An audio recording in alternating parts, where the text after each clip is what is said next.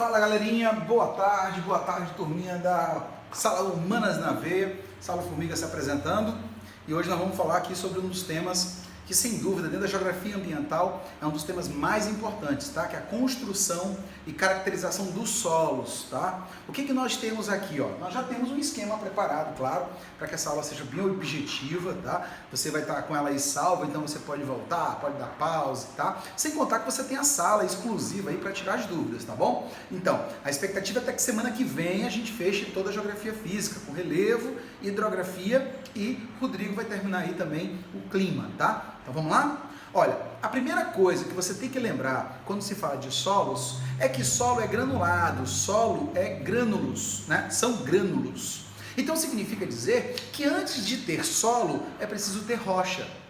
Isso mesmo, tem que ter rocha.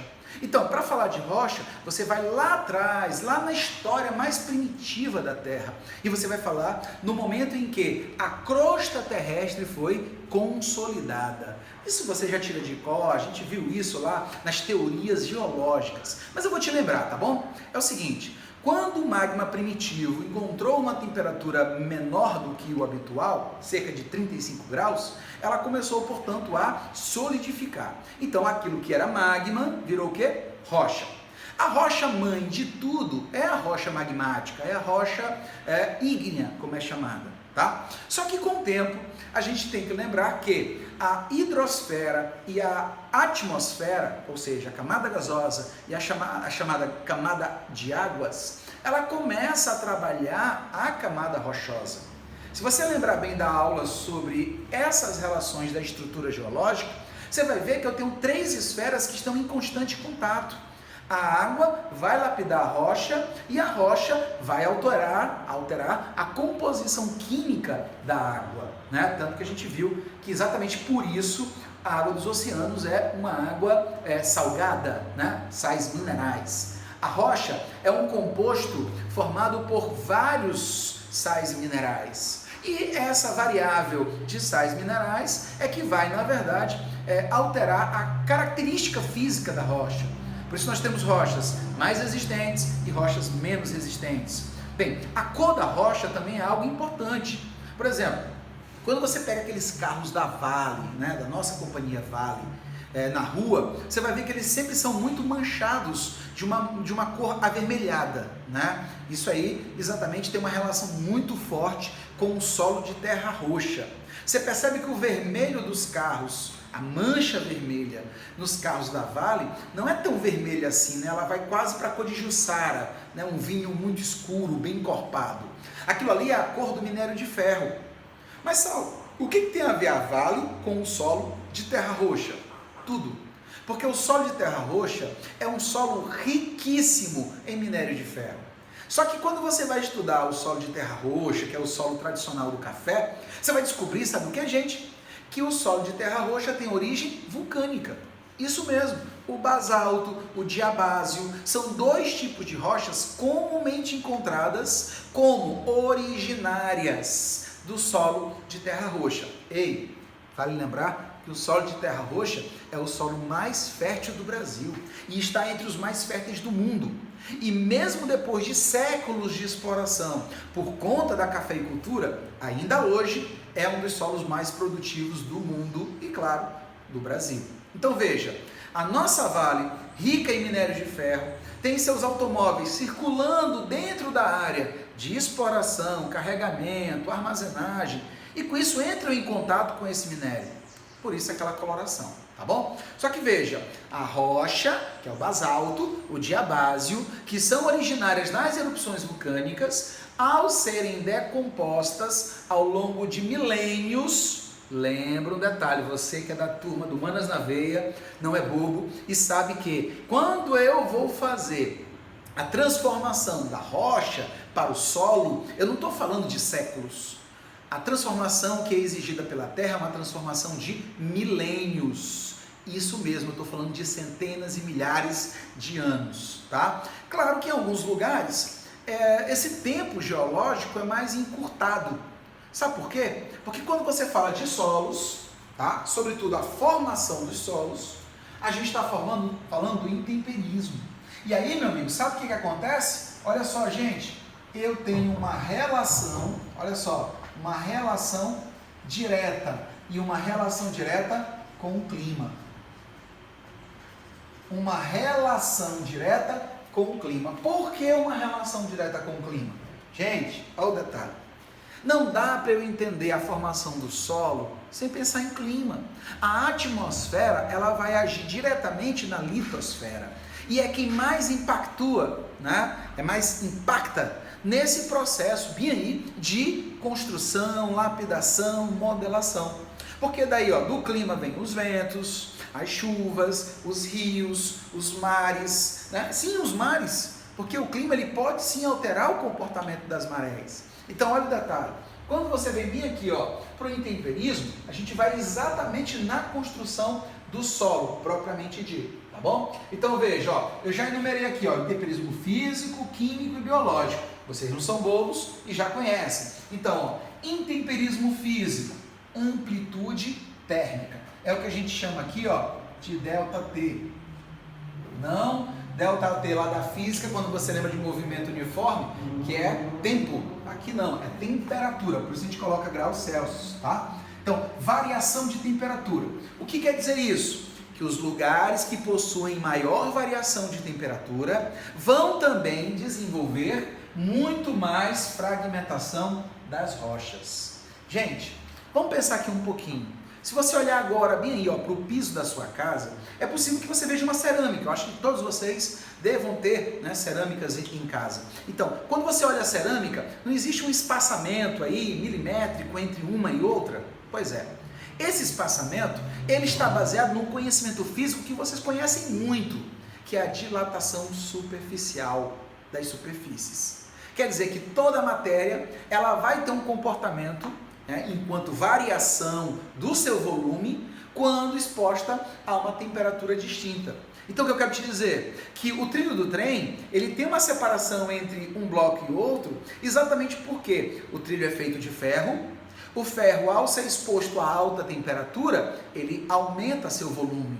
Quer dizer que o trilho fica maior, milimetricamente. Mas ele fica maior. Se ele fica maior, olha só, quer dizer que eles vão se aproximar. Se eu coloco esses dois trilhos unidos, na hora que eles ganham volume, eu vou ter o quê? Um processo de choque, que pode, inclusive, gerar um afastamento dos trilhos paralelos. Olha só, se eu tenho, portanto, um trilho se chocando contra o outro, enquanto fileira, isso vai fazer com que eles se distanciem paralelamente. E aí, haja uma abertura dos trilhos em que os trens vão se descarrilhar. Esse é um problema. As pontes são de concreto, e entre um bloco e outro de concreto há um espaçamento. A tua cerâmica da casa, a calçada normalmente ela racha.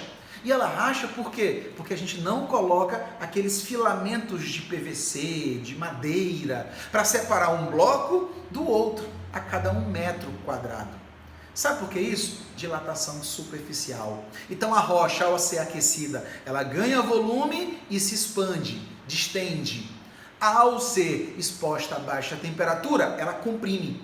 Então dilata e comprime, dilata e comprime. Ela perde elasticidade. Eu sei que é uma comparação bruta, mas levando para a biologia, é como as estrias.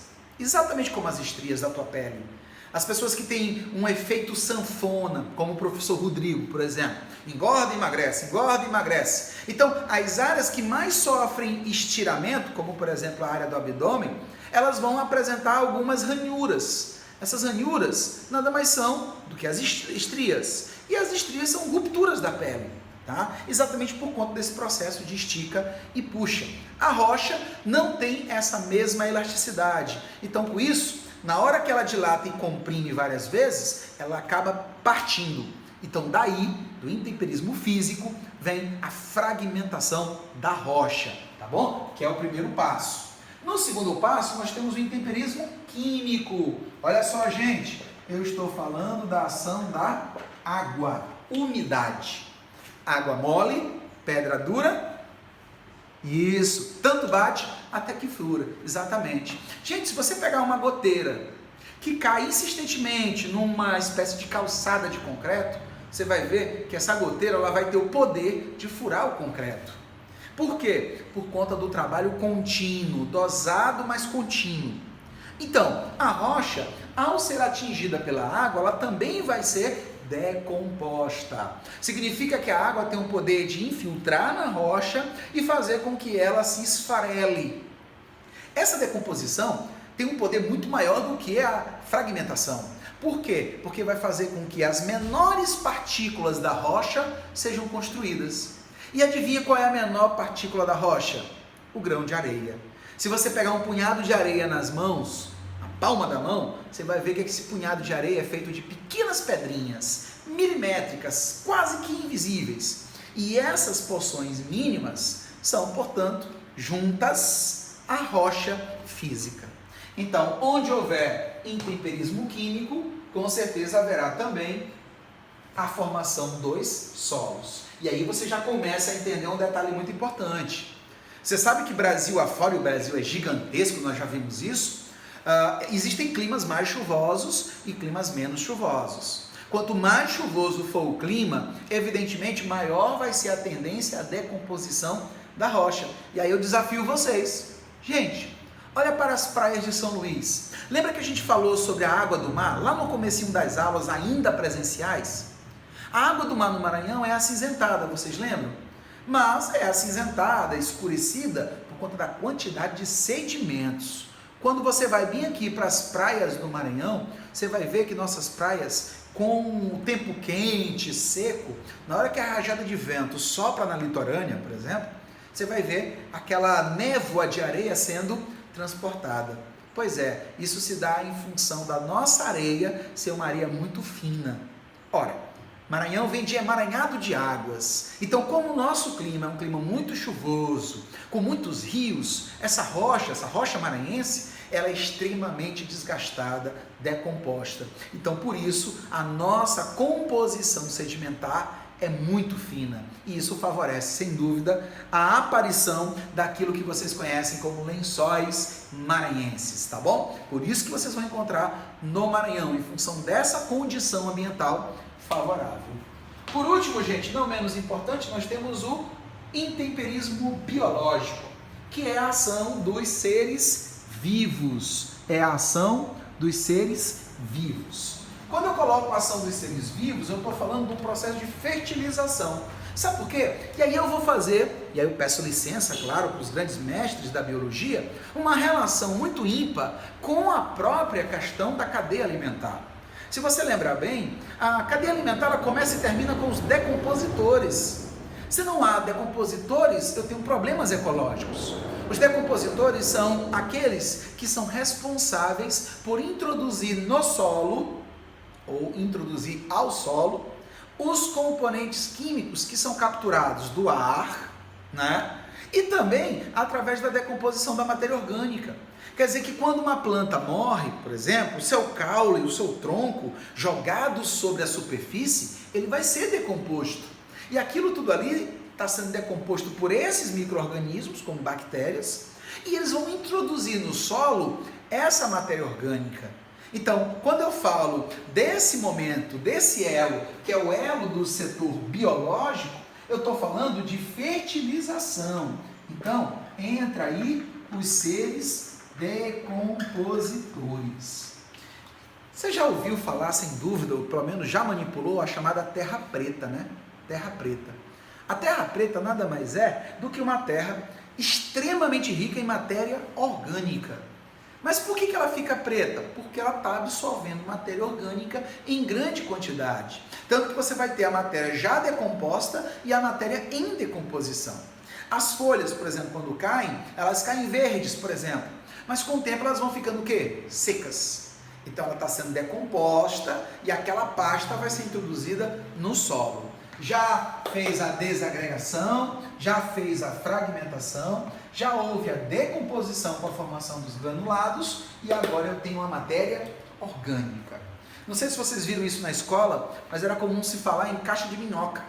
Quando você quer fertilizar uma terra, você compra minhocas, né, num comércio especializado, você coloca uma caixa cheia de terra, derrama essas minhocas, elas vão criar ali uma dinâmica ecológica, e à medida que você vai colocando matéria orgânica, por exemplo, resto de comida, essas minhocas vão decompondo esse resto de comida e o solo vai ficando cada vez mais fertilizado. Tá? Então a biodiversidade me leva à fertilização dos solos e vice-versa. Tá? Então, visto o processo como um todo, que é o processo físico, químico e biológico, a gente tem a observação. Na observação, o que vocês têm que prestar atenção com muito cuidado?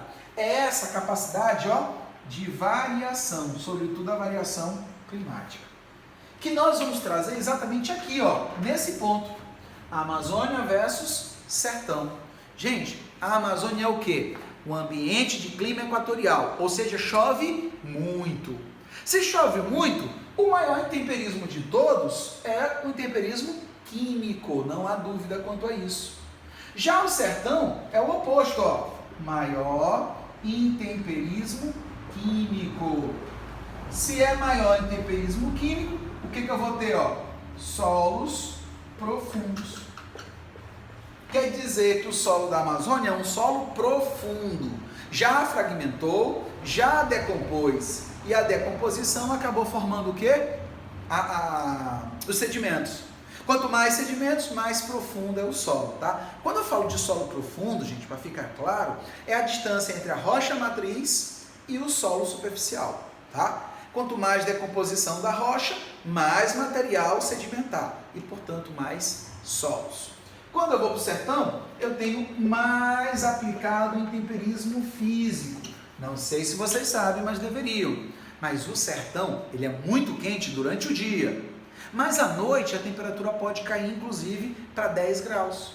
Então ele esquenta muito durante o dia, mas ele esfria também na mesma velocidade durante a noite. Então essa variável, né, essa variação de muito quente e muito frio, dá um poder muito grande ao intemperismo físico. Deixa eu juntar aqui que eu apaguei.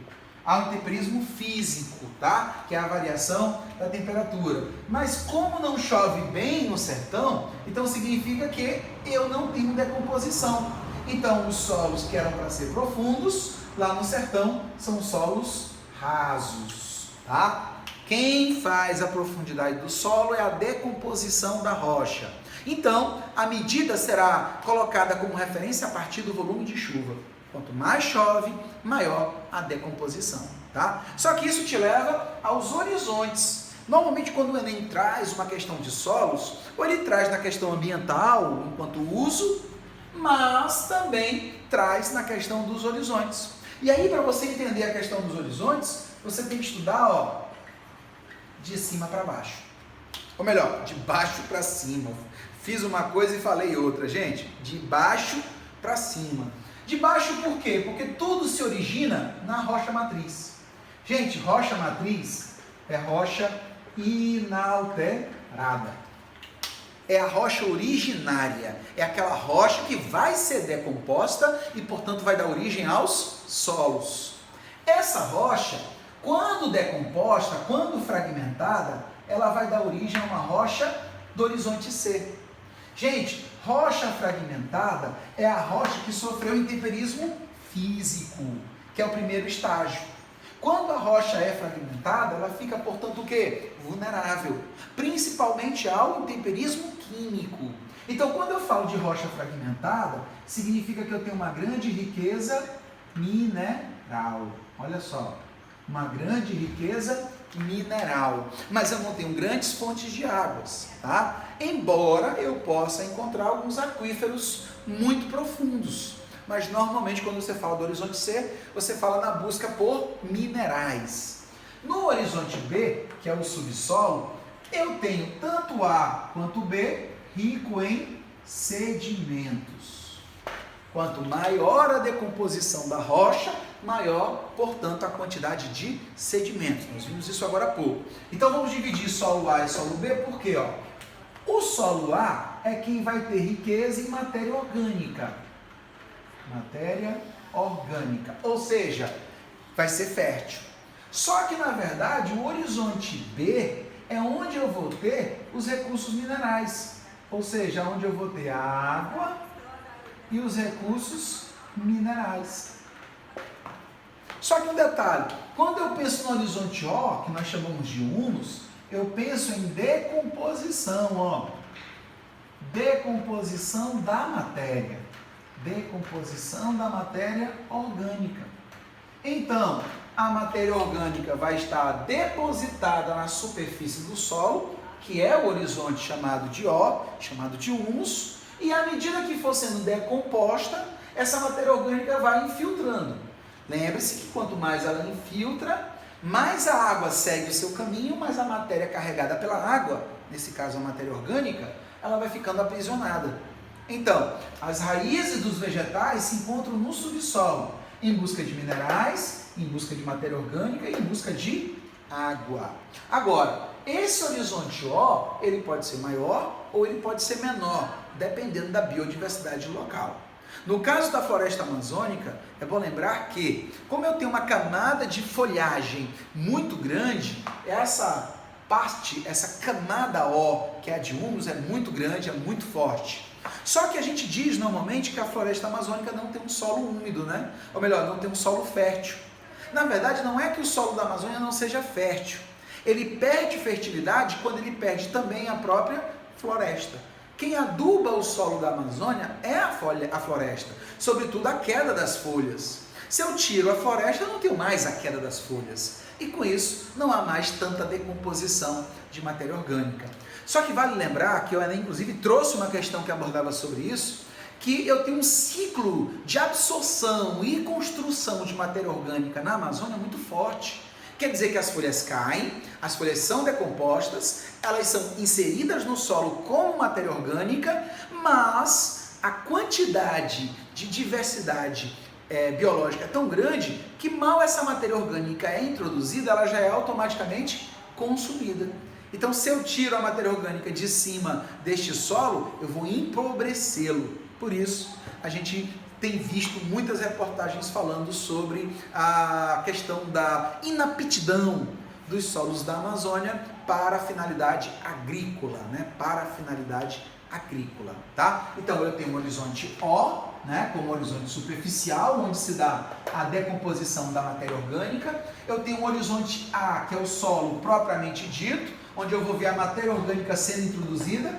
À medida que ocorre a infiltração, eu vou ter, portanto, a penetração dessa matéria orgânica nas camadas inferiores, como por exemplo no subsolo, e é exatamente nesse subsolo que eu vou ter tudo que é necessário para que as plantas adquiram, portanto, condições de desenvolvimento, tá? Dependendo do tipo de clima local, eu posso ter um solo mais profundo ou um solo menos profundo, tá? Como exemplo, nós temos aqui os solos hidromórficos, tá? Que no caso do Maranhão há um destaque muito grande, são solos alagados, tá? São solos alagados, por isso hidro, tá? Água, mórficos, forma, então formados pela intensa quantidade de água. É o solo do Pantanal, é o solo da Baixada Maranhense, tá? Quando eu falo do solo de terra roxa, eu falo de São Paulo e eu falo também dos vulcões, né? Por quê? Porque aqui existe uma grande riqueza mineral, sobretudo a riqueza de ferro, que é fundamental para a agricultura. E o solo de Massapê, que é um solo claro, né? Diferentemente de todos os outros solos de grande riqueza de nutrientes, o solo de Massapê é muito rico, só que ele tem uma tonalidade de cor mais clara, tá? Inclusive com uma derivação do calcário. Esse solo de Massapê é muito fértil e é o solo que nós vamos lembrar principalmente da produção açucareira brasileira, tá? O açúcar com a Massapê, com o Massapê, e o café com o solo de terra roxa. São os dois grandes exemplos de grandes variáveis de solos no Brasil. Se você quiser falar sobre Maranhão, por exemplo, o solo que tem a maior produtividade hoje é o latossolos. Anota aí, ó, latossolos, com 2 S, solos, latossolos. E quando eu falo do latossolos, adivinha quem é o destaque? Soja, tá? A soja. O latossolos é um solo que naturalmente ele é pobre, gente. Ele é ácido e ele é pobre. Só que, devido às adaptações que a soja sofreu ao longo das décadas, eles conseguiram adaptar a soja a essa localidade. E, evidentemente, eles fertilizam o solo, né, através de fertilizantes, de químicos, de insumos. Não sei se vocês lembram, mas o Porto de Itaqui, entre um dos produtos que mais entram no Maranhão, estão, claro, os combustíveis, mas principalmente os fertilizantes. Então, fertiliza-se o solo lá do sul do Maranhão para ele poder ter bagagem, enquanto fertilidade, para poder absorver o desenvolvimento da soja. E por falar em soja, a gente vai bater recorde esse ano. As novas pesquisas mostraram que o Brasil vai bater o maior recorde de todos. Nós vamos ter a maior produção de soja de todos os tempos neste ano, o que acaba trazendo, de certa forma, uma grande segurança econômica, né? Já que a China voltou à sua produção, vai encomendar ainda mais produção primária e o Brasil vai poder acompanhar esse processo. O grande problema é que a produção, a atividade econômica sobre os solos traz, portanto, repercussão negativa, como a lixiviação, a desertificação, né? A desertização, entre outros. Mas isso é um papo para a próxima aula, beleza? Beijo, gente, grande abraço e até a próxima aula juntinhos. Manas na veia, hein?